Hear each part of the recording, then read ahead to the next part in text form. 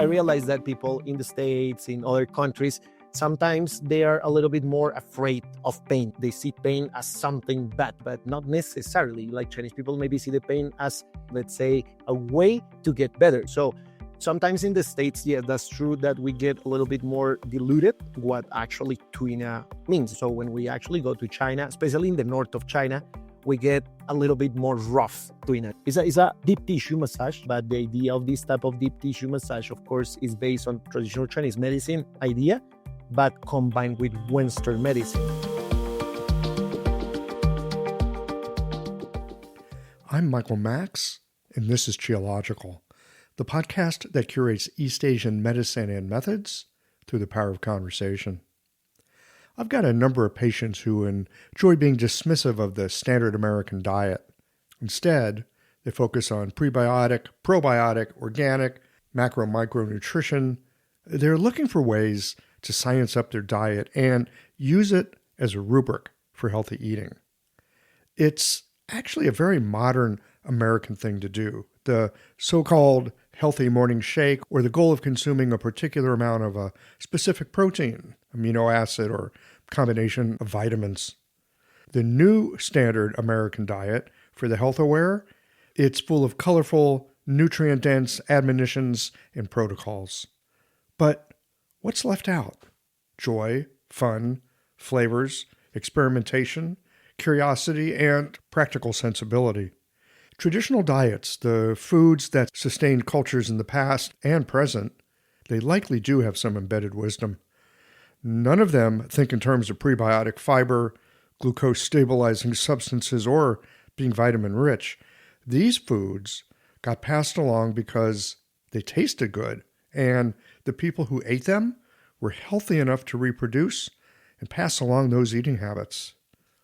Us modern folk, we swallow curcumin tablets in hopes of warding off the favorite new boogeyman, inflammation. But it's the traditional curries with turmeric, pepper, and oil that actually strike the balance that allows the curcumin to unleash its biodynamic effects. Mesmerized with the obsessive, reductive focus on the parts, we too often fail to notice how the interplay is what actually affects the whole. These days, people are dismissive of the standard American diet. I wonder if they're captured by the premise of the new and improved, supplemented American diet. I'm not convinced that I'm seeing better health as a result. Diet these days is not just about nutrition. Increasingly, it's seen as a way to attend to the health of the gut, because the gut is more than a tube through which nutrition passes.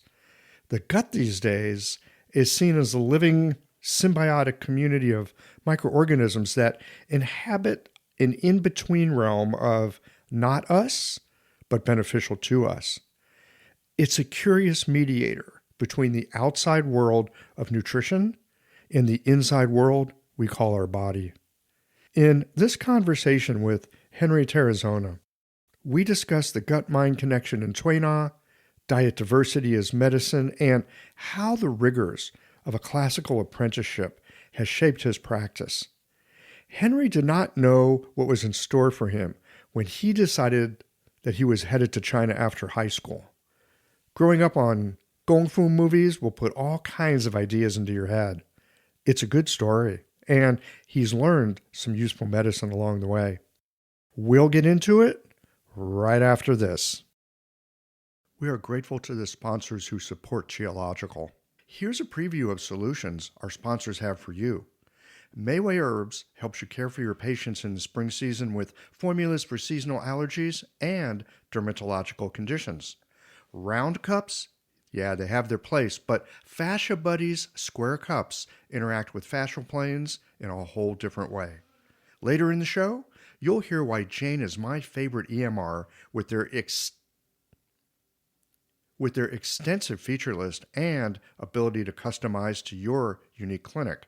And Blue Poppy reminds us there's no such thing as a small detail.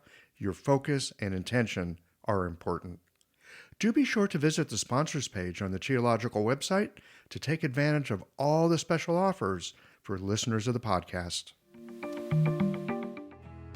Hi folks, I'm Yvonne Lau, president of Mayway Herbs. As we move into March and transition to spring, many patients begin experiencing seasonal allergies. This month, we're highlighting classical and modern formulas for rhinitis, congestion, and phlegm patterns, along with comparison charts to support clear formula differentiation in the clinic.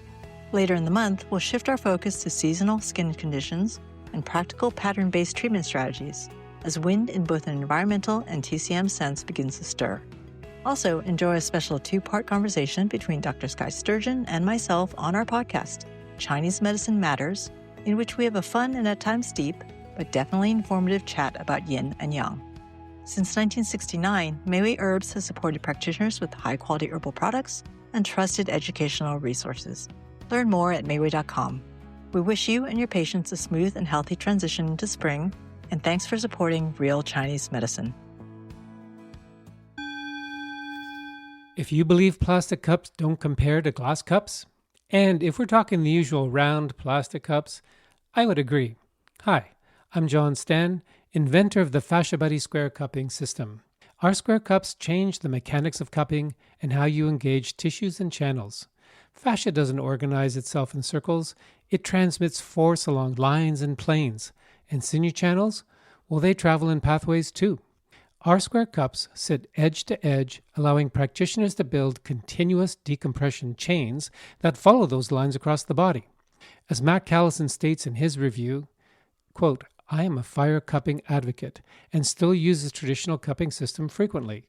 However, Fascia Buddy uses square plastic cups uniquely designed to be placed side by side, creating an effective chain to match the contours of the body like no other system I've seen. End of quote. To read the full review, visit fasciabuddy.com/testimonials, and while you're there, explore the distributor page to expand your cupping treatment options today. How many times have you opened your podcast feed and felt that little spark of delight seeing a new Geological episode? Imagine being part of what makes that possible. Just a few dollars a month helps to keep the wisdom and the connection alive for all of us. Visit our website and help support the podcast that helps to support you.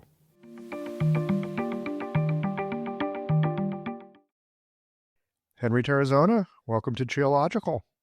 Hi, how are you doing, Michael? Thanks for the invitation. I'm really happy to be here. Hi to everyone that is listening to this podcast. I'm so happy to have the opportunity to share with you basically everything that we're going to talk today about in this podcast. It's always fun to talk about Chinese medicine, isn't it? It is great. I'm really passionate about teaching and talking about Chinese medicine. So yeah. It's really good. So last time I caught up with you, we were just talking some time ago. You were in Japan, but you've since moved on. Where are you now? So currently I'm living in Colombia. So I was living in Canada for 2 years after living in China for 13, 14 years. And then, I went to Japan to visit family. And then I actually moved to Colombia after all these years. So yeah. You're back where you started. Exactly. I'm back from where I started. Yes, that's true. You know, it's funny. And it takes a long time sometimes, like decades. Like you go away and you come back to a place. I'm just curious, how is it being back in a place where like you grew up after all the time away? What's that like? It feels different, I remember like maybe the first 2 weeks that I arrived here, I was visiting places that I used to go and everything felt really small. I don't know why. Like I have that perception. Like I was like, oh man, I grew up. I don't know. I have like this feeling that kind of like I grew up. But it's good to be back. So it is, of course, different because once you leave your own place, kind of like you are out of your comfort zone. So you can live so many years abroad and get used to understanding different type of people, and then coming back from where I come from. It is definitely a really interesting experience. I'm really happy about it. Yeah. Now, you lived in China for quite a while. Yes, sir. I lived in China for 13 years. What took you from Colombia to China? Yeah, so that's a really good question. So the thing is that, let's say, I will tell you kind of like the story, how I end up in China and then how I end up studying Chinese medicine in China. I'm going to try to tell it in a short way. So I think, first of all, I was really influenced by Chinese culture when I was young. So first, my father, he used to do like lots of martial arts. So I used to watch with him lots of the movies of Bruce Lee. And I was like, wow, that's really cool. And then there was a movie that I really love about Chinese culture that is The Hero from Jet Li. I don't know if you watched that movie before. Which one is it? The Hero. The Jet Li. Hero. Yeah.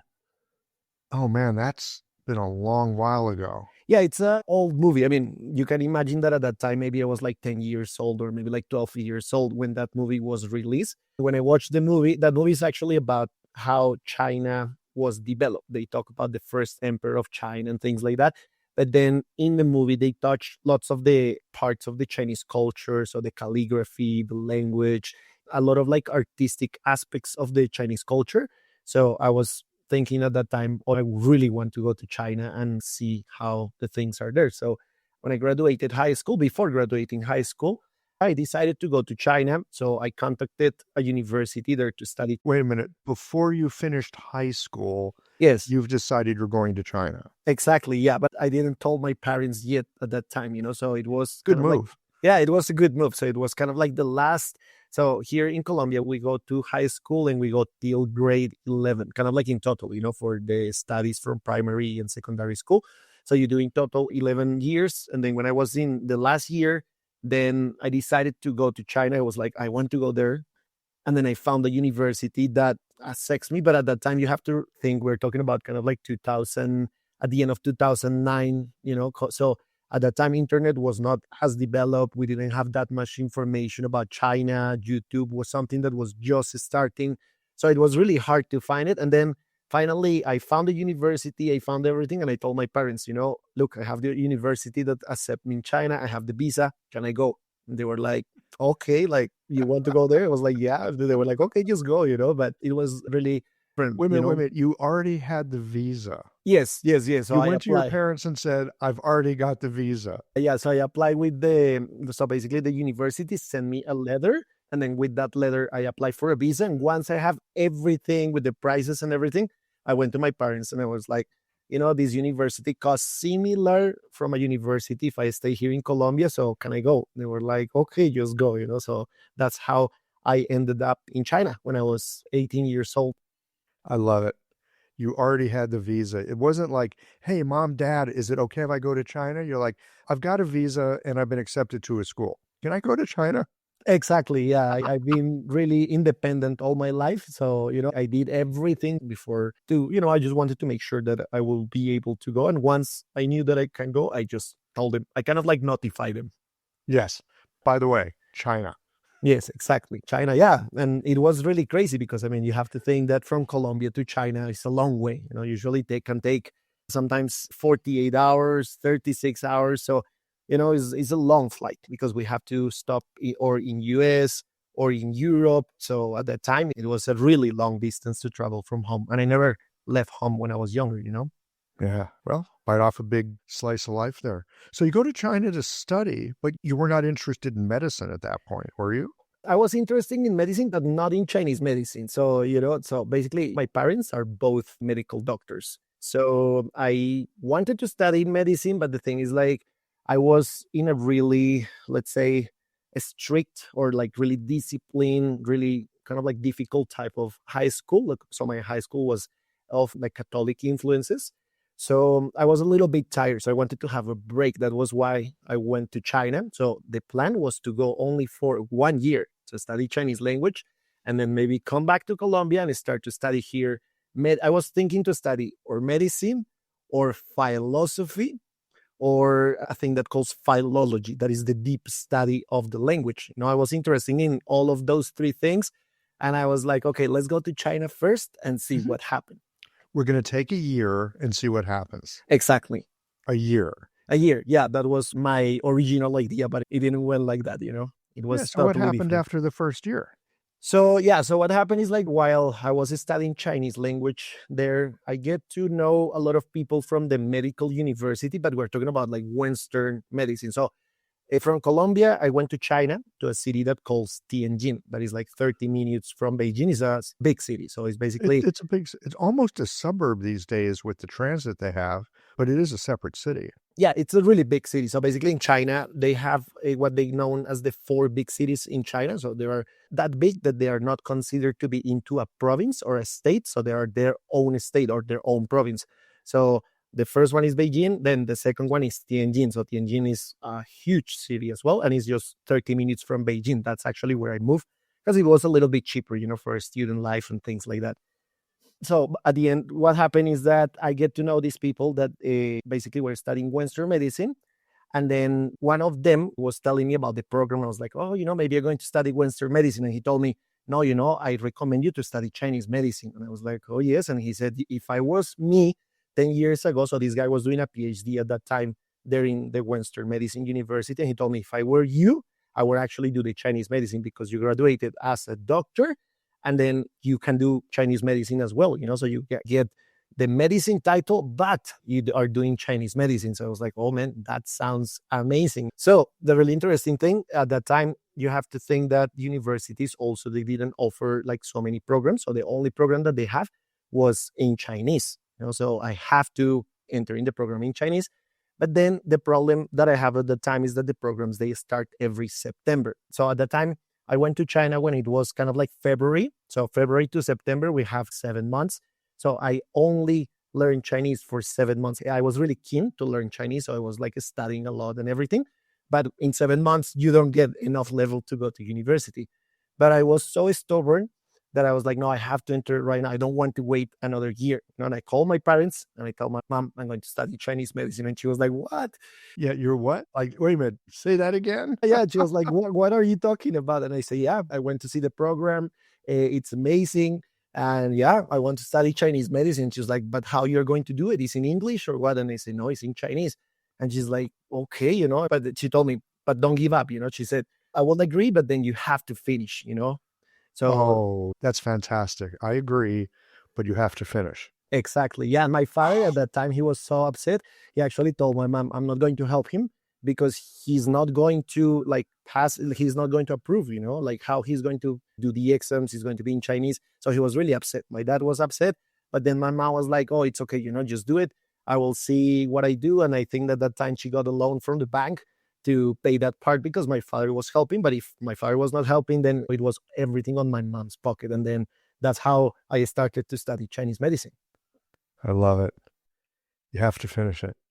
What was it like for you, Henry, to be studying medicine with 7 whole months of Chinese under your belt?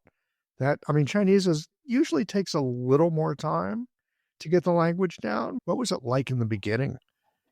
Yeah, so I always tell people that I was young, like I will do that now that I'm on my 30s. So I will never really do that. Like, if I think about myself when I was 18 years old, I was like, oh man, I was crazy, So yeah, it was really challenging. Something that was a little bit easy is that I have really good basis on like Western medicine. So the first terms, and we usually have classes of Western medicine, but the first term was anatomy. And what was the other class? I think we have another Western medicine class, maybe physiology or something like that. So because I have an idea, I kind of knew what the teacher was talking about. So we were like looking at the cadavers and the anatomical parts and everything. So I was like, oh yeah, that's obvious. So of course, I have to memorize the Chinese words for, let's say, the body parts. But it was really challenging. I remember at that time I was going to school full time. So sometimes it was from 7 a.m. all the way to 5 p.m., all classes non-stopping. And I was going home, eating dinner, and then continue studying till 3 a.m. in the morning. So I was like every single day, kind of like sleeping at 1, 2, 3 a.m. Because, you have to understand that at the time, as I mentioned, it was a different time. We didn't have the technology that we have now. And I remember I have an electronic dictionary. So I have to translate word by word. So I was taking basically the books and the PowerPoints of the teachers all in Chinese and translating word by word. And sometimes I didn't know how to read the words. I have to write them, but I didn't know how to write those words. So it took lots of times and lots of effort. So it was really challenging at first. And I remember the first exams that we have, for that first semester.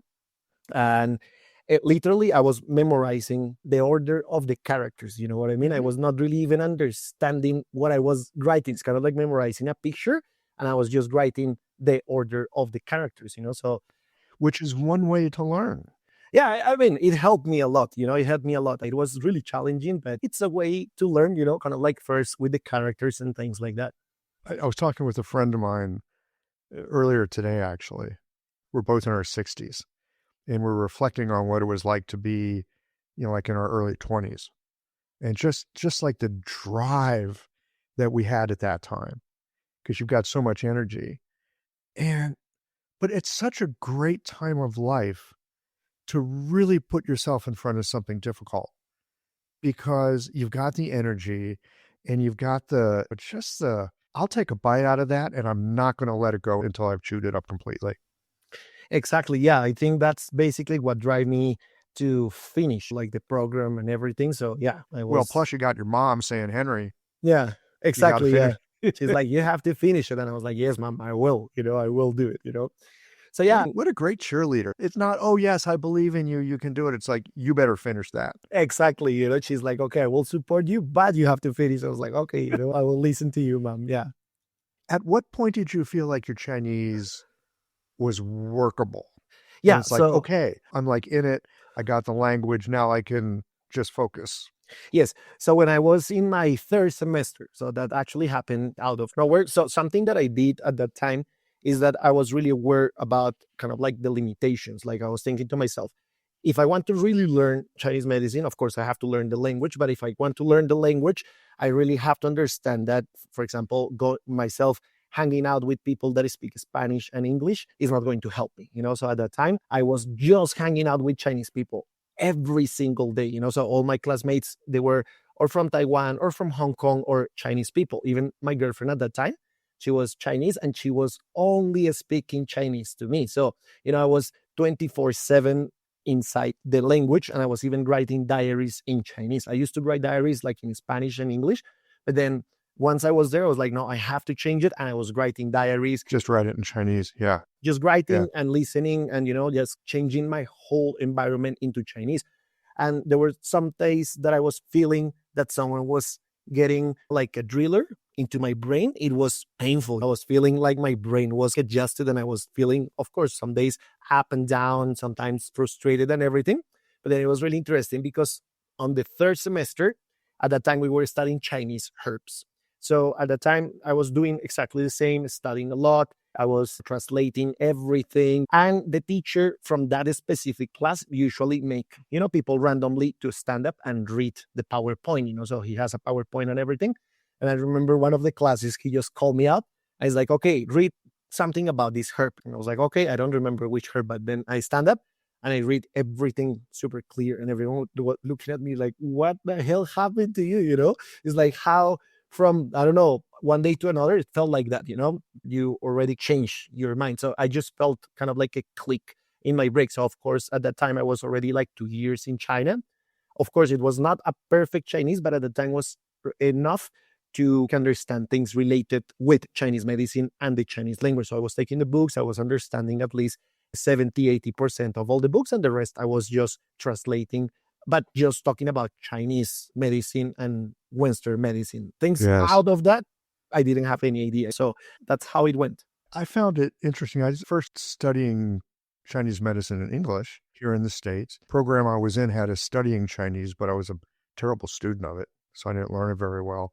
But what I eventually came to after studying some Chinese is that Chinese medicine is easier to study and easier to understand in Chinese because the names of things make so much more sense, right? You're not translating some sound like Huang into, is that yellow? What does it mean? You just look at it, you see it, you know what it is. It's so much simpler.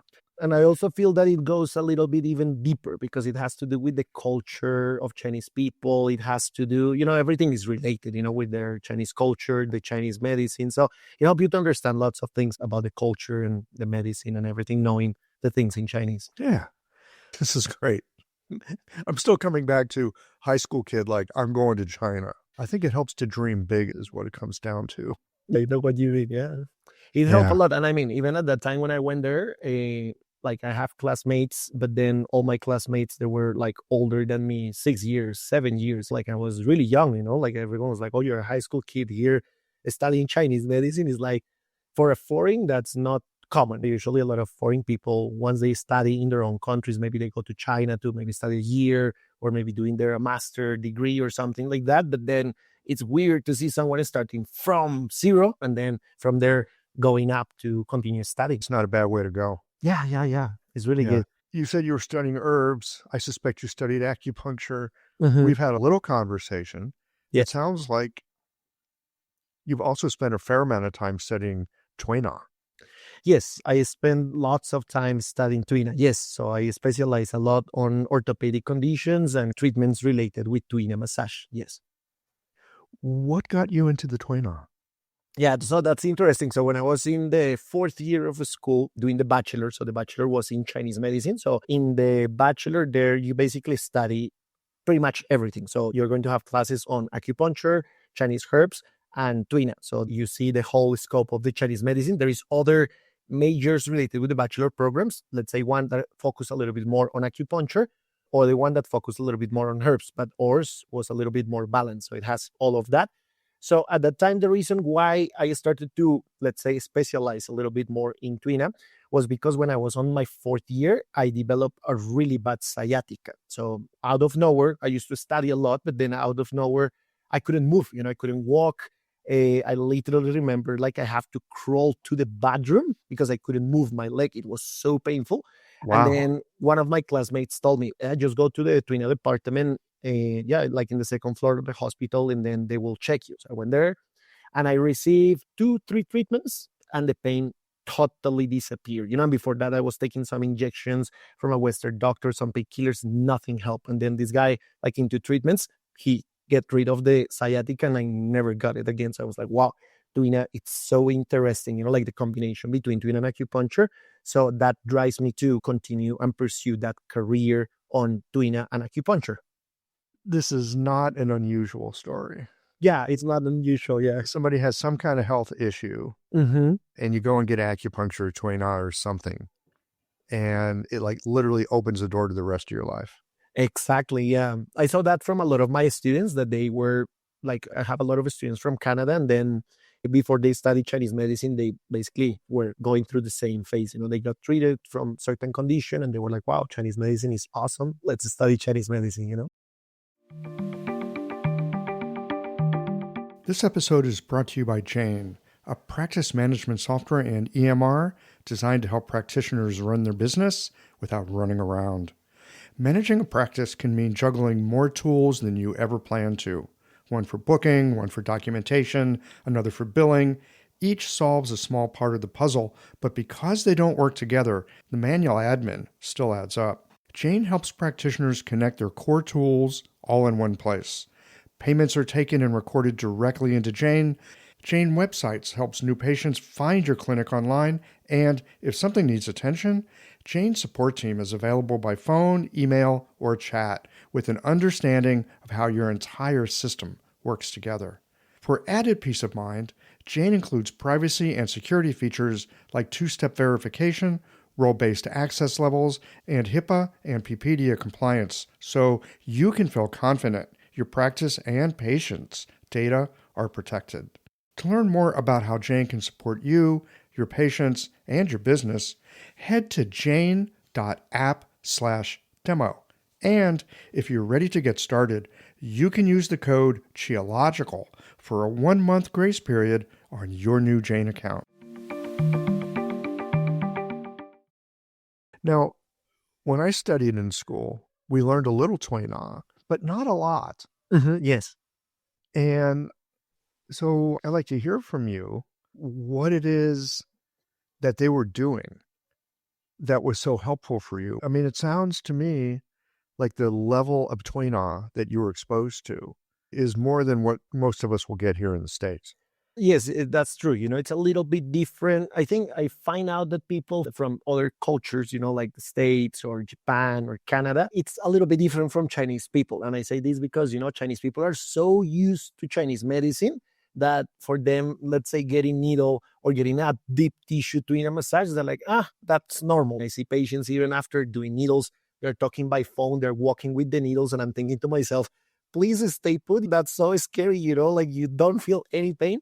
But then I realized that people in the States, in other countries, sometimes they are a little bit more afraid of pain. They see pain as something bad, but not necessarily. Like Chinese people maybe see the pain as, let's say, a way to get better. So sometimes in the States, yeah, that's true that we get a little bit more diluted what actually Tuina means. So when we actually go to China, especially in the north of China, we get a little bit more rough Tuina. So it's a little bit more, it's a deep tissue massage, but the idea of this type of deep tissue massage, of course, is based on traditional Chinese medicine idea, but combined with Western medicine. So it's a massage that focuses a lot on orthopedic conditions, but also we treat lots of internal medicine conditions. And we do work, for example, on the gut and the mind connection that I think maybe we can talk about it a little bit later. Or we can do work on, for example, different types of conditions of the patient, digestive issues, not only musculoskeletal conditions. So I think that's kind of like the big differences. Now, I'm used to thinking about deep tissue massage, and Tuina for that matter, as being more for orthopedic or musculoskeletal conditions. But I think I just heard you say that you're using it more for mind, body, and nervous conditions. Yes, that's true. So you can use it for so many things. How do you use Tuina for that? I've never heard of that. Yeah, so that's the thing, because Tuina is still based on the principles of traditional Chinese medicine. So it's the same holistic principle that we use in acupuncture. You stimulate different areas of the body to treat different types of conditions. And you can still achieve the same, let's say, principles with Tuina. So if you notice, for example, there is certain techniques out there like shiatsu. I don't know if you heard about it before, like shiatsu massage. Yes, I have. Sure. So if you heard about shiatsu basically has the same principle. They say you can treat different types of disorders, but shiatsu is a technique that actually comes from Tuina. Shiatsu basically is a technique from Tuina that calls pressing technique. And that's the idea. With Tuina, you can actually go and stimulate, again, the acupuncture points. You can stimulate the meridians. So you can work also on an energetic level and then help the patient to treat and regulate different types of disorders, not necessarily musculoskeletal issues. That works really good for that, but not necessarily musculoskeletal disorders. Tell me more about the mind-body connection with the Tuina work that you do. Yeah, so actually the work that I do mostly are related with Tuina, and let's say more of the research that I do and the things that I specialize a little bit more is actually on the gut-mind connection. So it's the relation. Gut-mind connection. Yeah, the gut-mind connection. So it's the relation between our intestines and the brain. So let's say the research from this perspective in the Western countries started from the 90s. There's different doctors out there like Dr. Myers that started to do research on our gut and the importance that the gut has on the nervous system and the disorders that are related with the nervous system. So it's really interesting because doctors like Dr. Myers in LA, he find out that he is actually a gastroenterologist. So he specializes on digestive issues. But he realized that he was treating digestive issues, but none of his patients were getting better with the, let's say, regular medication. And he started to notice that a lot of these patients that were having digestive issues, they were having issues also with their brain. So in this case, a lot of psychological issues like depression, a lot of stress. So a lot of these type of emotions and psychological conditions were triggering digestive system disorders. And then his idea and his concept of how to treat this condition changed totally. And then he started to focus more on that mind connection, gut-mind connection. So that's basically what I do in my research in Tuina. So we focus on treating a lot of different types of conditions that are more related with neurological issues. So as I mentioned to you, like depression, there is a lot of neurological conditions like spasmodic torticollis. There are patients that don't have control over their neck. So they will. What about things like POTS? It's a thing where people easily lose their blood pressure. It happens more to women, where like when you stand up, you quickly get dizzy.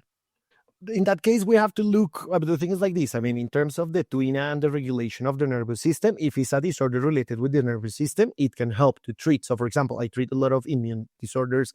I treat disorders like Lyme's disease, chronic fatigue syndrome. Wait a minute. Yeah. Lyme's disease. Exactly, yeah. Okay, can you run us through like what you're looking at, what you're seeing, and maybe even more importantly, what you're feeling when you've got your hands on people and you're doing this? Okay, so let me tell you first a little bit about the principle of how the abdominal massage work on regulating, let's say, the nervous system and kind of like diseases like Lyme's disease, what we do with those type of conditions. So look, the idea between this type of abdominal massage, so this is an abdominal massage that is developed in Tianjin.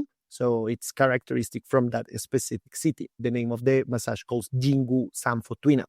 And the speciality is to treat neurological conditions and conditions that can affect the nervous system, as I just told you. So from that perspective, the most or the core technique that we have, it's a technique that we call the pressing technique. So the idea of this technique is that we press on specific areas of the abdomen to make pressure on the abdominal aorta, okay, and the vagus nerve. So through that pressure on the abdominal aorta and the vagus nerve, we help to regulate the function between the brain and the gut. So lots of the chemicals that are produced inside the gut that help to regulate functions, like in terms of nervous functions of the brain, they get to the brain through the circulatory system and through the vagus nerve. So that's kind of like the principle.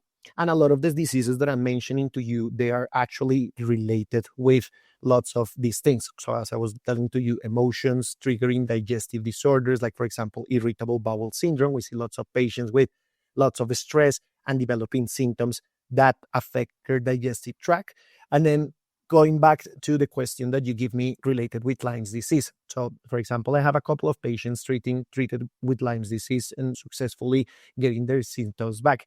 The problem with conditions like Lyme's disease are conditions that we call in the clinical practice multisystemic condition, so it's a condition that basically the patient has so many different types of symptoms, fatigue, the patient feels depressed, the patient has pain. So it's so many different types of symptoms. So the idea is that through that regulation between the gut and the mind, we help to regulate the nervous system to treat the symptoms that the patient has. And together with that, of course, is not only the Tuina, we also give herbs. So I also treat the condition with specific herbs that are specifically, for example, parasites. So I use herbs that treat parasites and things like that. And yeah, that's basically how I deal with these type of conditions in the clinical practice. One of the big things that I think we're all hearing about in the, let's call it, alternative medicine world, maybe even the conventional medicine world to some extent these days, is the vagus nerve, and how important it is that it's actually made up of several different nerve branches, right? The whole polyvagal idea. We're really coming to some understandings these days of how our neurology is so interpenetrated into our physiology and the function of the organs, and what that does to your hormones, what it does to your brain chemistry, all of this. From a Chinese medicine point of view, how do you see all of this working? Okay, so that's really good question. So from the Chinese medicine point of view, so as I mentioned to you earlier on, the idea of this type of massage is to integrate both Western medicine and Chinese medicines. We also need to think about the idea of the Chinese medicine. And it's really interesting because when we go to analyze, let's say the origin of this technique actually is mentioned in the Yellow Emperor. So we're talking about like 2,000 years ago. So the idea is that if you actually look into the meridians, like the meridians in general, we talk about an important meridian that is related with this, that is the Chong meridian, the Chong Mai. Yes. So when we go to see the Chong Mai, the Chong meridian actually makes references to that strong sensation. So in the Chinese language, this word Chong basically means to kind of like flush, is something really strong. So actually the Chong meridian, if you see the pathway of the Chong meridian, that is kind of like located besides the red meridian there in the center, it actually follows the pathway of the abdominal aorta. And then the idea of Chinese people is that that specific meridian, it has to do with the regulation of the menstrual cycle, the health of the blood overall the body, because basically the abdominal aorta, it's one of the most important, let's say, vessels that help us to promote the circulation around the body. And then from the other perspective, the vagus nerve in general can be related with different aspects, but a lot of the aspects that we relate in the clinical practice is that relation between the liver overreacting on the spleen. So if you see from the TCM perspective, we always talk about liver overreacting on the spleen. So we talk about the typical patient with liver qi stagnation, liver fire in excess. That is someone that is stressed out, that is irritable, that, has lots of things in his mind, overthinking and everything. And then at the end of the day, what happened? We have an excess that is leading to a deficiency where on the spleen, on the digestive system, causing the conditions like stomach pain, diarrhea, things like that. So from that perspective point of view, we can actually see the relation between the Western medicine and the Chinese medicine. And that's how we bridge the theory together. So we treat those patients a lot of the time, for example, regulating the liver and the spleen, and at the same time treating the Chong meridian and regulating also the heart meridian. So it just depends, because the Chinese medicine is mostly about syndrome differentiation, but that's pretty much the closest, let's say, theory that we can actually relate with the vagus nerve and that relation point of view. So if I'm following you correctly here, you're saying the vagus nerve and the aorta as being kind of woven together into what we would call the Chong Mai. We can say that the abdominal aorta is more related with the Chong Mai, and that connection between the brain and the gut that is made through the vagus nerve will be more related with the liver overreacting on the spleen symptoms. Because what we see a lot in the clinical practice, that people that, for example, are under a lot of stress, under a lot of pressure, and as I mentioned, overthinking, having a lot of like psychological, emotional conditions, they sooner or later tend to develop also digestive issues. And that's what I'm telling you, like that liver overreacting on the spleen. And that's what we call the gut-brain connection through the vagus nerve. So through the vagus nerve, there is signals that are sent from both the brain and the abdomen that help to regulate the psychological function and the digestive function. So if those signals are disturbed, let's say by too much emotions, being overwhelmed and things like that, then slowly we start to develop different types of conditions, like, for example, chronic fatigue syndrome, fibromyalgia, different types of like neurological conditions. Okay. But the Chong Mai, very much related to the aorta.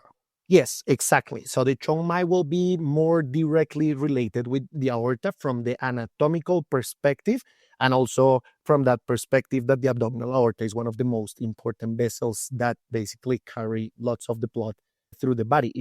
I don't know if you are related with Japanese, so there is actually in the samurai culture, there is this way where Japanese people or samurais were basically killing themselves, like when they did something bad. So they were actually putting a sword in their abdomen. What they were doing was cutting the abdominal aorta. So from that perspective point of view, like the abdominal aorta is so important because it carries too much blood. If something happened to your abdominal aorta, like literally you will be dead in less than 1 minute because you will bleed out yourself. So it carries lots of the blood because it's coming directly from the heart branch, so it's coming directly from the aorta that kind of like comes out from the heart. It goes directly to form the abdominal aorta, and the abdominal aorta basically creates the different branches that we have in terms of circulation in the lower extremities and the abdomen and the upper extremities. And with Tuina, you're working on this. Exactly. So the idea is that we do a technique that it calls the pressing technique. So our technique basically is based on pressing on the abdomen of the patient, and we get to basically the point of the aorta, and we do pressure on the abdominal aorta to help to create more circulation on the vessel. Can you tell me a little bit more about how you do that? So is it just that you're opening up the tissue in the area so that blood flows better? Are you doing something to change the nervous tone of the aorta itself? Yeah. So the idea is that, just imagine kind of like a hose with water, like imagine you have a hose in your garden with water running. Okay. So if you notice, if you do pressure on that hose, what is going to happen with the pressure that is coming out at the other side is going to go stronger. So the idea is that this technique is doing pressure on the aorta for a certain amount of time to create more pressure on the blood flow that is going. So that blood flow helps to increase the movement of the blood and helps to basically move chemicals that are produced in the gut to the brain. So this same technique, basically, it's also stimulating the gut to also helps to improve that gut-mind connection. So we stimulate both things at the same time. And the vagus nerve also, anatomically speaking, is in the same line, like on the same middle line, kind of like close to the abdominal aorta. So by doing that pressing, we're getting one stone and hitting two birds, if that makes sense. Yes. So pressure on the aorta is going to change how blood perfuses throughout the body. Yes, that's a way to see it. That's correct. And that will change the chemical makeup of what's going on.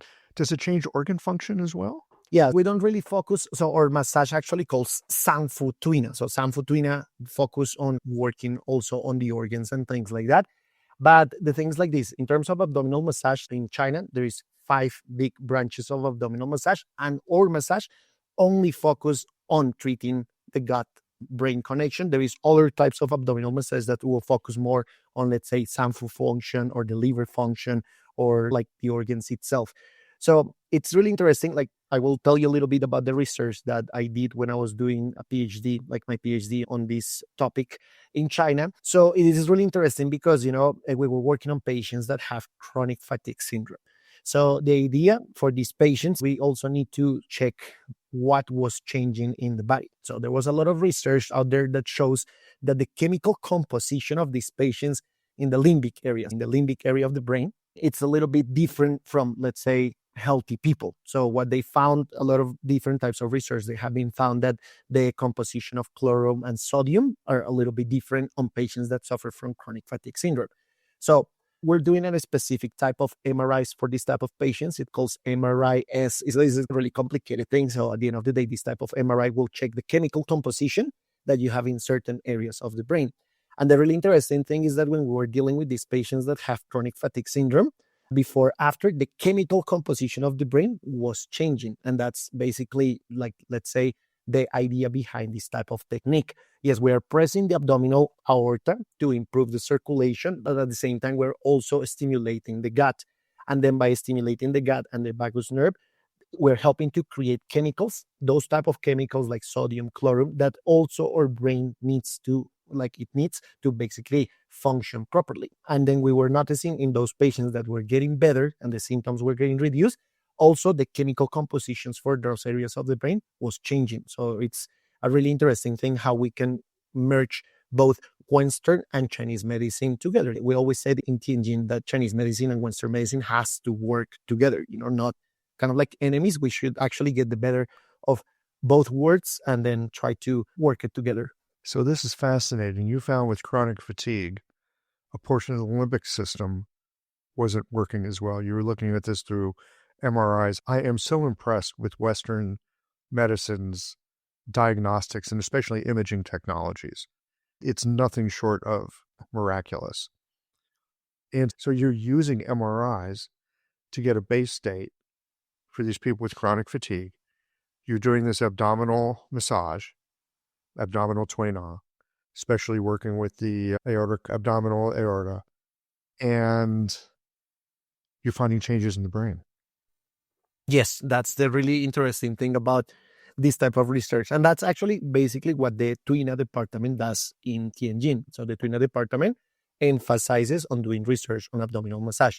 So I was part of a big project. So this is a project that is actually huge. So I was just part of that, a small part of that big project, but they're still going through doing more research on chronic fatigue syndrome, on spasmodic torticollis. That's one of the diseases that they treat the most.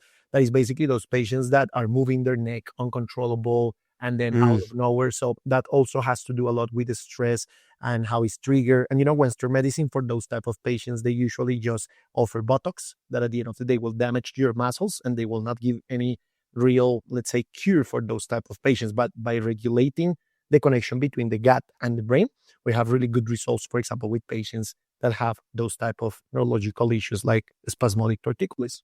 Yeah. What about other neurological issues like migraines or dementia or Parkinson's, things of this nature?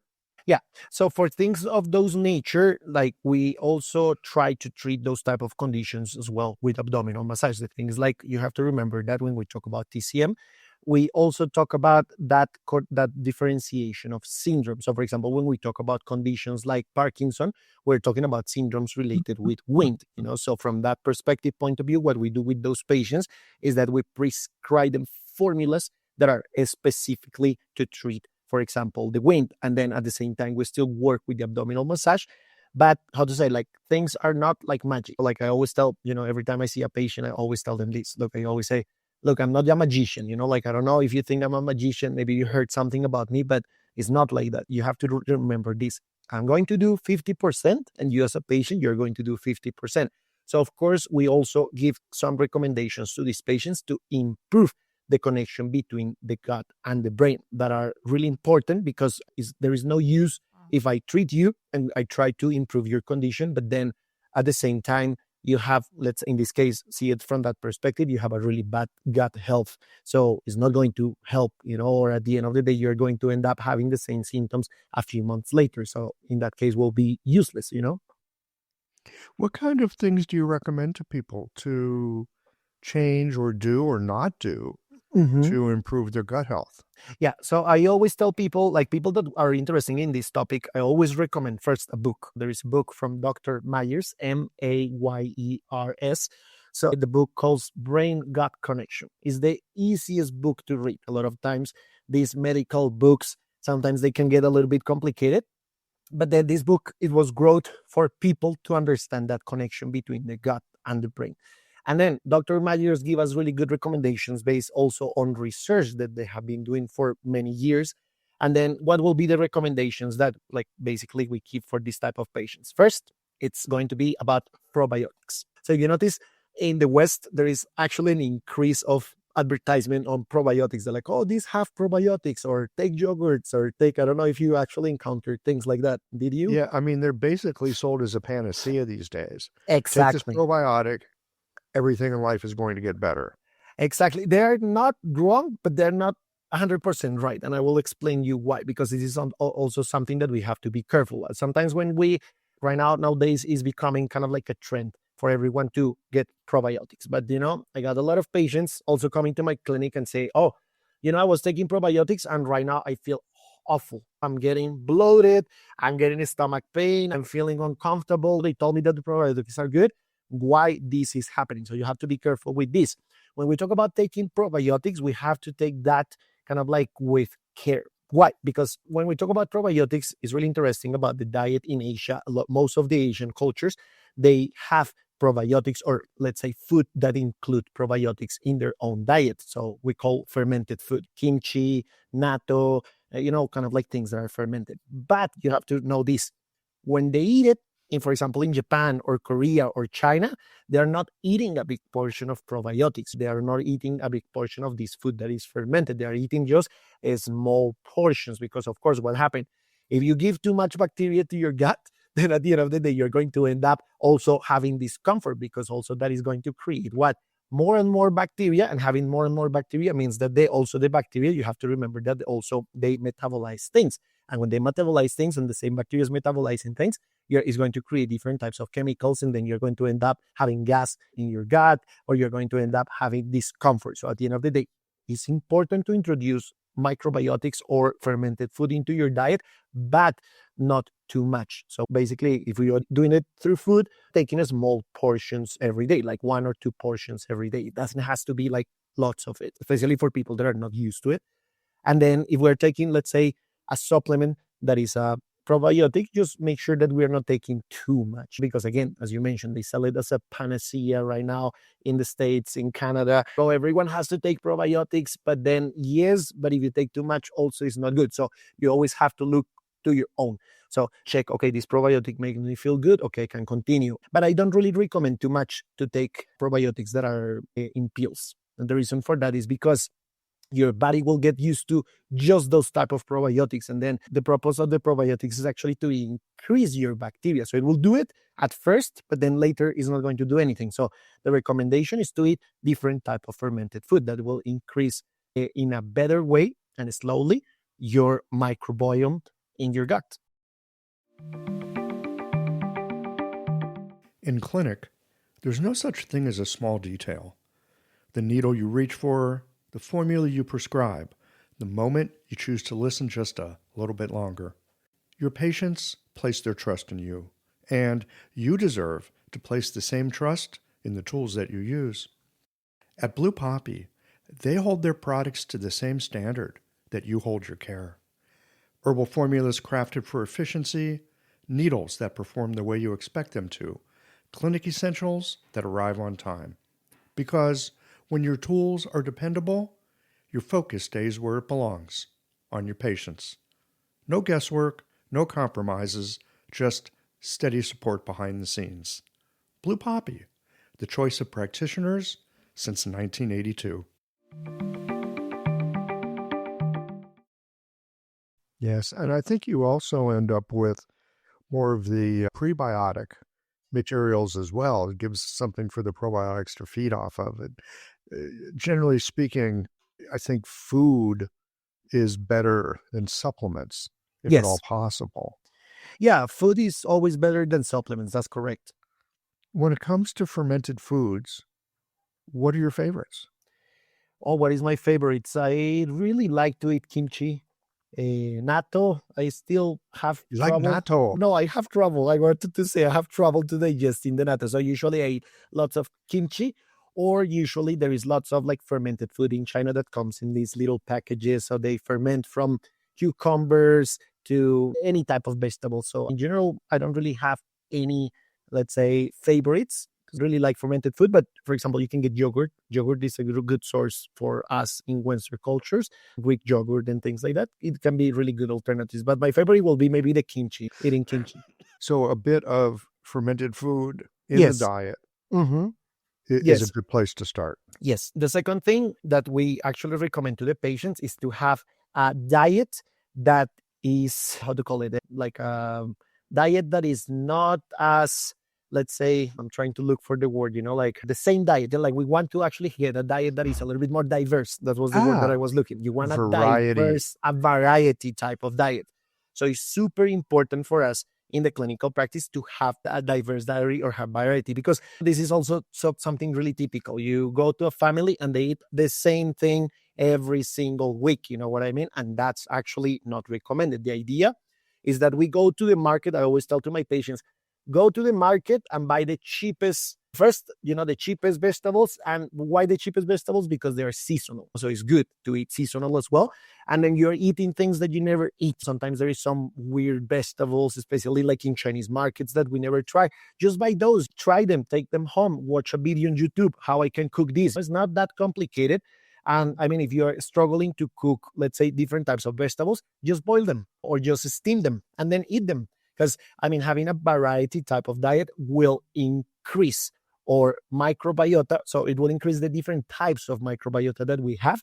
And that will actually increase that connection between the gut and the mind and the brain. That's such a great idea. And it's simple enough to do. Mm-hmm. Go buy the cheap stuff. Why? It's seasonal. Yeah. I've never eaten it. Good. Even better. Even better. Yeah. Go figure it out. Or maybe another thing is go find a vegetable you've never eaten before. Go find a root you've never eaten. Figure it out. Exactly. That's a great idea. Something I've noticed about people with digestive issues, maybe you've seen this too, because their digestion causes them problems. Yes. They get very anxious about it. Yes. And so they eliminate this, they eliminate that, they stop eating this, then they stop eating that. And next thing you know, they're down to a handful of things that they feel are safe for them to eat. And these are often people who have the worst digestions, and the variety in their meals is utterly lacking because they keep cutting themselves off, maybe from the very things that would help them feel better in time. What are your thoughts on helping people who are feeling anxious about the food that they eat? How can you get them to be a little more experimental and maybe increase the variety a bit? Okay, so the best way to actually deal with those type of patients is by talking to them, explain them that reducing the diet and the variety of things that they are used to eating is not really the right way. Okay, so the reason why these patients are suffering from so many, let's say, digestive issues is coming from that gut-mind connection, or what we call in Chinese medicine, as I mentioned to you, liver overreacting on the spleen. So this is a typical patient that is overthinking every single thing. Oh my God, totally. Yeah. You give them a formula and it's like, oh, wow, what is this? And they want to look through every ingredient and everything. So sometimes we as practitioners, we also have to tell patients, you have to chill out, you have to relax, just trust the process. So a lot of the times in these cases, what I recommend to the practitioner is to deal also with that, let's say, psychological state of the patient, maybe introducing some points that can help to calm the mind. And then for the patients, what I do as a recommendation, first, super important on those patients, that is really important, first, run or do some cardio exercises, because the cardio, from the Chinese medicine perspective, helps to soothe the liver qi. So when you soothe the liver qi, you don't have time to think. You're tired. You don't want to think about anything. You know what I mean? So first, do exercise. Exercise is always a good thing to get your mind out of that overthinking, because that same overthinking is what is leading to those digestive issues. And then those digestive issues are getting worse because of the overthinking. It's a vicious cycle there. So the idea, they do exercise. And second thing, try to introduce breathing exercises or meditation into their daily life. And that's a good way to deal with them. And if it's something more severe, maybe we need from some psychological, let's say, therapist, or like sometimes some patients, they do need it, and we have to know as acupuncturists or Chinese medicine practitioners, we cannot treat everything, you know what I mean? So if, for example, a patient needs psychological treatment, I will suggest to the patient to maybe consider that, you know what I mean? So you got to get them to chill out. You got to get that liver to settle down. Yes, that liver to move and be a little bit more serious. And then stop the overthinking. Exactly. Yeah, that will be the case, to get better results. You know what I mean? That's what I meant. We have to work with both the patient lifestyle and the treatment at the same time. It's not only treating the patient and say, okay, bye-bye, see you in 1 week. No, we actually have to push the patients, give them a treatment plan, telling them what they have to do. Yeah, it can be so tricky. It is tricky. And again, I find with digestive cases, Mm-hmm. the amount of overthinking that goes into it is tremendous. Mm-hmm. Yes, and that's basically what I was talking at the beginning of the podcast about Dr. Myers. He being a gastroenterologist, just focusing on digestive issues and realizing that a lot of those digestive issues are coming from overthinking, depression, stress out. So basically, we have to take a different approach, help these patients to deal with that emotions and regulate the emotions. From that perspective point of view, we can help to improve this type of digestive issues as well. Yeah. How did you come across Dr. Meyer's work? Doing research in the university. So because we have to do lots of research related with the gut and the brain connection. So we have to go through a lot of literature review. So reading lots of research articles. So it was really funny because today I'm actually taking a course on how to do research these days. And I copy, kind of like I have some folders organized from my master and PhD, like all the articles and all the things that I have there. And I just copy that into a USB. And then when I was looking what happened here, more than 3,000 things inside of those two folders. And a lot of them were articles and things like that. So yeah, that's how I get to know a lot about Dr. Meyer's work. He's really, really big into the world of a gut and brain connection and all of these things that we're talking about. It's one thing about the internet. It'll connect you up with a lot of stuff. Yeah. Okay. So let's talk about the next one. The next one is going to be tough. So we have two that are going to be maybe a little bit tough, especially for the culture in North America. So reduce red meat. That sounds a little bit like animal fats and especially red meat. So we're talking about reduce beef, red meat? Yeah, like beef and things like that. So try to reduce the consumption of beef. So there is a really nice research that they did over Japan back in the 90s. So at the end of the 90s, they started to do some research on Japan, and they started to realize that in Japan, lots of these neurological disorders started to appear, disorders that were not common in Japan before that time. So things like dementia, Parkinson, so not things related with the nervous system. So what they realized is that because of the American influence into the Japanese people, they start to consume more beef into their diets. So at the end of the day, that is one of the factors that result on them increasing on this type of neurological condition. So there's lots of research out there that already prove that eating too much red meat, especially animal fats in excess, it doesn't mean that it's bad to eat animal fats, is good, but in excess is not good. And I know a lot of people that just eat beef breakfast, lunch, and dinner, and they do it for 7 days a week. So the idea is to reduce a little bit on those animal fats and especially red meats, things like beef and things like that. So here's a question I have about that. The neurological system, so many of the nerves, the myelin sheath, it's made of fat, right? We humans need a certain amount of fat to be healthy. So where do we get our fat if we're not eating a delicious ribeye steak? Also, that's the thing. So I always tell to my patients, look, it's not about being an exaggerating person and be like, I'm never going to eat red meat anymore in my life. Everything is just about moderation. You know what I mean? So what basically is the recommendation is to don't eat an excessive, like in excess. So you don't really have to eat it in too much excess. You can still get the fats from different types of meats that are a little bit more healthy, like chicken and things like that. And maybe reduce the consume of red meats maybe 3 times a week. You know what I mean? So it's not really saying that the meats, the fats are bad or any specific thing is bad, because it's not really about satanizing the products or saying something is bad. No, it's just saying that if we over consume fats and this type of meats, what happened? They realized that the gut gets a little bit affected. And the reason for that is because it's a little bit more difficult to digest this type of meat for our system. So because it's a little bit more difficult to digest this type of meat for our system also affects our microbiota. And at the end of the day, that can lead to develop certain conditions in elderly patients. Yeah. Did you in Colombia grow up reading the book or have the book read to you, children's story, Goldilocks and the Three Bears? Oh, yeah, I know about Goldilocks. Yes. You know Goldilocks Yeah. and the Three Bears? Yes. It's just right. Exactly. Things are about that. It's just right. Like not too much, not too little. And I'm telling you, Henry, I love hearing what you have to say. Oh, the probiotics, yeah, they're good. Not too much. Right? Exactly. Red meat, not too much. And also not too little. Yeah, it's okay to eat, I think is a rare week when I don't bring up Goldilocks and the Three Bears to at least a couple of patients, because they're either going way overboard on something, exactly, or they are so avoidant of something that might be useful for them.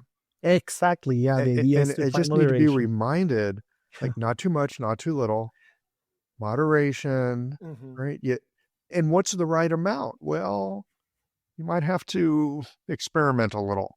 Exactly. Yeah, that's the idea behind it. Yeah, just moderation. That's actually the words of my mentor. He always said, everything is about moderation. Can I eat an ice cream? Yes, eat an ice cream, but don't eat 20 ice creams in a day. So things like that. You always have to live with moderation. That's all about Chinese medicine, finding balance, yin yang. We're just talking about moderation. Cannot be or too dark or too bright, because the extremes are always bad. It's so simple, but it's not easy. It's not easy. Yeah. Yeah. It's easy to go to the extremes. Yeah. That's correct, Yeah. Now, you had one other point you wanted to make? Yes. The last point related with the gut health will be related with the processed food. So the idea and the recommendation is to try to avoid food that is processed. Again, avoid. We're not saying that don't eat it anymore, but we want to avoid this type of food. Like we talk about chips, or let's say cakes that have been over processed, and we have lots of that food in North America. So we have to be careful with what we are eating, because what happened, a lot of those processed food, they have lots of chemicals that at the end of the day, they damage our gut microbiota. So there is a direct relation with that. So actually, when we analyze people that develop neurological diseases in terms of the age span, we notice that the people that develop more this type of disorders are children and elderly patients, because their microbiota, it's first on children, is not yet developed. And on elderly patients, the microbiota is a degenerative process that actually lead to have a weaker microbiota. So at the end of the day, they are more predisposed to develop neurological diseases. Notice in children, we have autism, we have ADHD, we have conditions related with their mood. And then in elderly patients, we have dementia, we have Parkinson, etc., etc. There is actually right now an increase on this type of conditions on children. And the reason for that is because the food that we give to children, especially food that is being ultra processed and things like that, is not good for the gut and the mind connection, and is not good for your microbiota. So at the end of the day, it's good to be careful with the food that we take, and also the food that we give to all children, because at the end of the day, they're going to have a healthy microbiota, and that means a healthier brain. Neurological speaking and cognitive speaking is going to be a little bit more healthy from that perspective point of view. I think about the 5 phases, the Wuxing. There's one way of drawing it so that the earth isn't between fire and metal, but there's another way of drawing it where the earth is in the center. And increasingly, when I think about physiology, increasingly when I think about the function of organs, how the energies of the Wuxing move around, I increasingly put the earth in the center. And with the recent interest in the microbiota with the recent awareness of how the gut affects the brain. This is stuff Chinese medicine, I mean, they never made the distinction in the first place that the gut and the brain were even separated. That was a Western idea. We're kind of coming around and seeing connections where previously we saw disconnection. But yeah, with Chinese medicine, I think about that earth element, and it's in the center of everything. Everything, yeah. Or a spleen or post-heavenly essence is so important. Without it, there is no life. It's really true. You know, I mean, it sounds a little trite, Mhm. almost like a cliche, Yeah, but dang it, it's true. it is true. If you are interested about that, there is actually a school of thought that calls the school of thought of the spleen and the stomach. Yeah, Li Dongyuan. Yeah, Li Dongyuan in the 12th century. And lots of interesting formulas come from there, like Pu Chong Tang, that help to regulate disorders with the spleen and the blood and the digestive issues. It's pretty interesting. Now, do you use some of his formulas or some of his thinking in the work that you do? Yeah. We use all that always in the work that I do, because what I'm telling you, I'm dealing with a lot of these type of patients that are having lots of digestive issues. So we always have to consider the spleen. And the thing is, like, I'm really hardcore on formulas. And there is a really interesting story, because we caught up a little bit once I finished my bachelor. So what happened, as I was telling you, I ended up studying Tuina and acupuncture. So I did a master degree just on Tuina and acupuncture. And I was like, oh man, this is so nice. I was treating a lot of orthopedic conditions, specializing a lot in this abdominal massage. It's fun. And then what happened is, like, when I started to do my PhD in China, my mentor actually was the director of the Tuina department. And he's actually the director of the first teaching hospital of Tianjin. But at that time, I didn't really know about it. I didn't know that he was the director of the first teaching hospital. I knew that he was the director of the Tuina department. But so basically, I choose him because he used to give us lectures once a week. And I was like, wow, the lectures that this guy is giving us are so good. I want to learn from him. So when I went to his clinic, we were seeing 80 patients in 6 hours, 80 Oh my patients in goodness. 6 hours, every single day. And the really interesting thing is that he was the director of the Tuina department. So I was thinking, oh, we're going to still do lots of Tuina. But actually, he was just prescribing formulas. And I was like, what the hell? So we're seeing 80 patients and everything by hand. So we have to memorize every single formula. And then after 3 years of doing that every single day, yeah, so I'm also really strong into formulas. And if you really think from the formulas perspective, something that is really interesting, earlier we were talking about how important it is to eat diverse food. So think about the herbs. You're taking so many different types of herbal products that you never got into your system. The herbs also help for your digestive system in general, and your microbiome, and your spleen, and your gut-brain connection as well. So it's pretty interesting to see those kind of things as well. So this teacher mainly used herbs. He didn't use the Tuina that much? Exactly. Yes. So he was focusing just on formulas, Just and focusing on the formulas. everything by memory, like everything, Yeah. no computers, no, like, nothing, just from his brain, every single ingredient by memory. So it was really interesting. And you learned it that way. Exactly, because he was really strict, and basically he was the typical person that was like, okay, for next week, guys, you prepare this chapter of formulas. And then we're like, okay, if you came next week and you didn't know the chapter, he will kick you out from his clinic. So you have to know every single thing. So it was really nice, because at the end, this helps me to have a different perspective on treating patients by integrating what Chinese medicine is about, that is use formulas with acupuncture and Tuina all together. Sun Tzu Miao, I guess you know who is Sun Tzu Miao, a Yes. doctor from the 7th century, the Tang Dynasty. He actually used to say, like, a good TCM practitioner is the one that can integrate all the three things together, because some patients, sometimes they need acupuncture, other ones they might need Tuina, and then other ones might need formulas. And that's something that I want to share. Yeah. I'm really struck by the way that you learned your herbal medicine. We're living in a very fascinating time with artificial intelligence, and you can for sure get a lot of knowledge. Maybe not knowledge, maybe better to say information. You can get a lot of information that the AI will summarize for you. That's very different than reading a chapter in a book, because next week your teacher is going to be using these formulas in clinic where you get to observe it. And you can't just go to your computer and look it up. you have to know it in your own memory, and you have to be able to put it into your own experience. It's the difference between information and like working knowledge. Yeah. Yeah, it's kind of like the theory, from theory to practice, kind of like that bridge way different, like when you practice it and you really understand why you're using the formulas. Like, put it that from another perspective. I always tell my students when I'm teaching acupuncture and courses like that, I always tell them, you don't have to memorize any acupuncture combination points, like why you're going to memorize combination of points. If you understand the formulas, you should be able to know why you're going to use the points and which points you're going to use, because you have to understand that Chinese medicine, we call it Chinese medicine because we are talking about the herbs. The herbs are actually the core of the Chinese medicine. So understanding a formula and a syndrome and how the formula treats the syndrome, it helps you to understand how to deal with acupuncture. So let me give you an example, talking about the spleen, this gut-mind connection, and with a really simple formula so listeners have an idea. Let's talk about a common formula that is known as the Si Jun Si Tang, or the 4 gentleman decoction. That is a super common formula to tonify the spleen. Okay, so when we talk about this formula, we talk about tonifying the spleen. And then, from acupuncture, a lot of students will be like, oh yeah, tonifying the spleen. I will use, for example, points like spleen 3. I'm going to use points like, I don't know, stomach 36. Think about tonifying the chi. And they think maybe about the bladder point of the spleen, that I think is bladder 19. So you basically focus on tonifying the spleen. But then if you the formula is not really exactly like that. So if you see the formula has 4 ingredients. So we have renshen, that is the ginseng, the tonifying chi herb. So yeah, from that perspective, we're doing right. We're tonifying the spleen. We're using points to tonify the chi. That's basically what renshen does.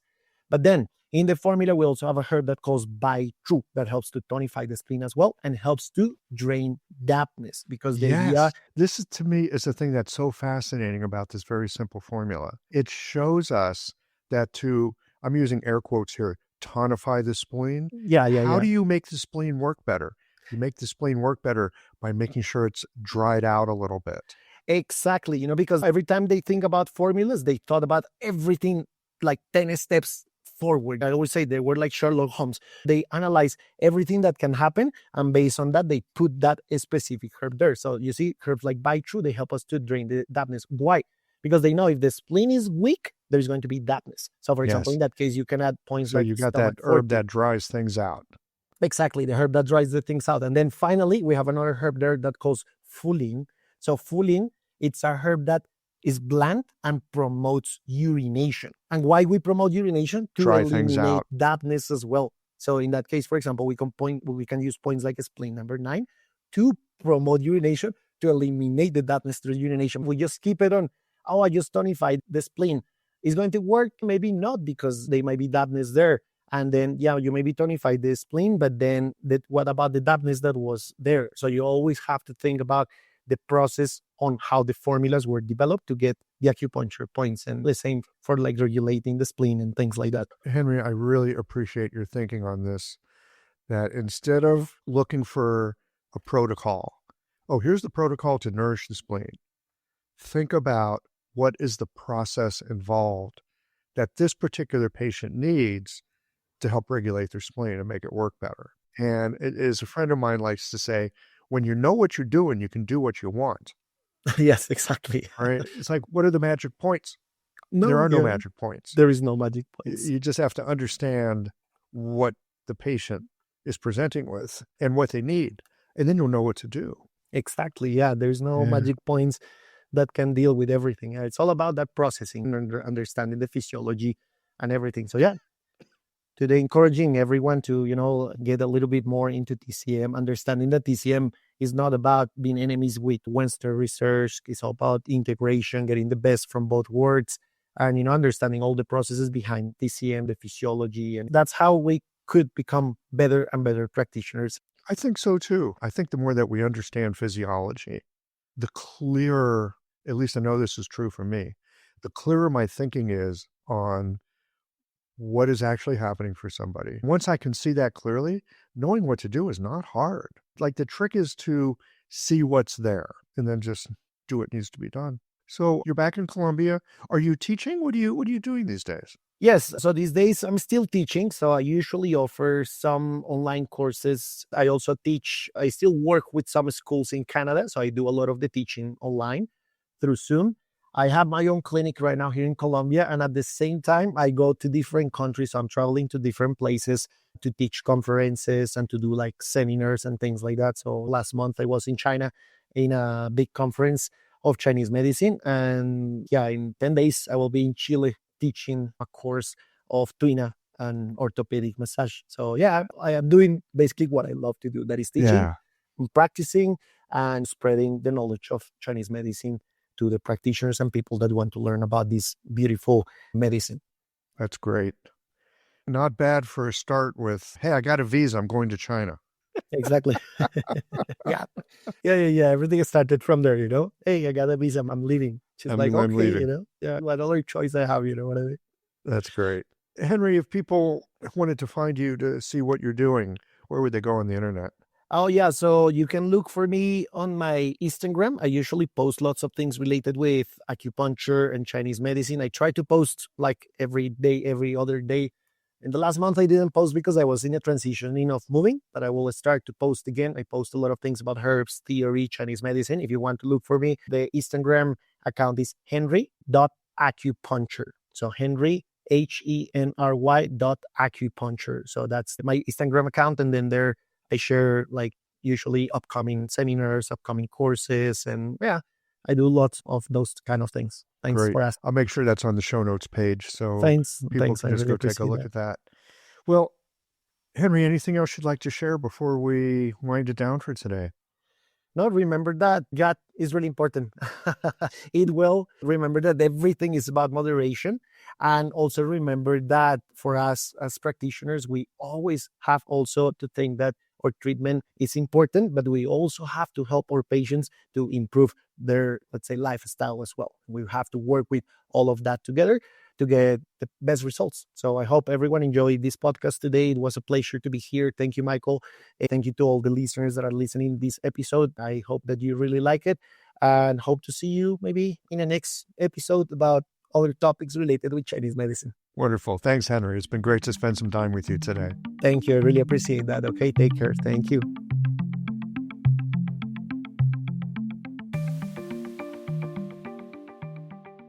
I really loved hearing about Henry's spirit at the age of 18, just finishing high school.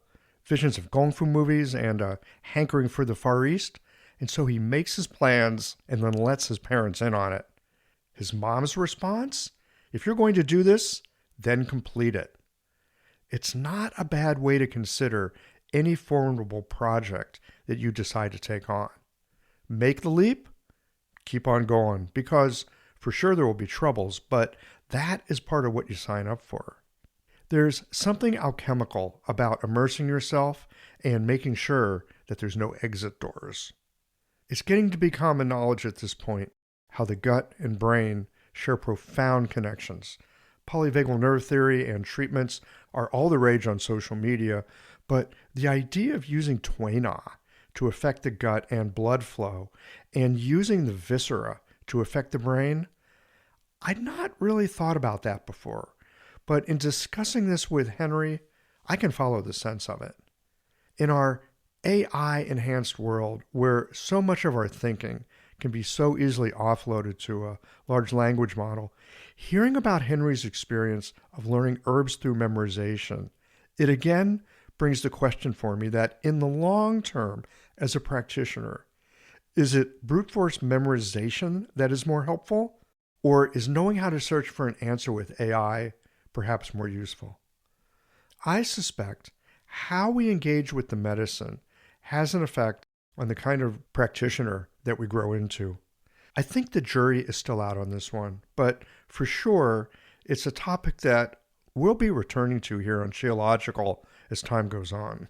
Because I do think that the how we learn medicine does have a significant influence on the ways that we end up problem solving in clinic.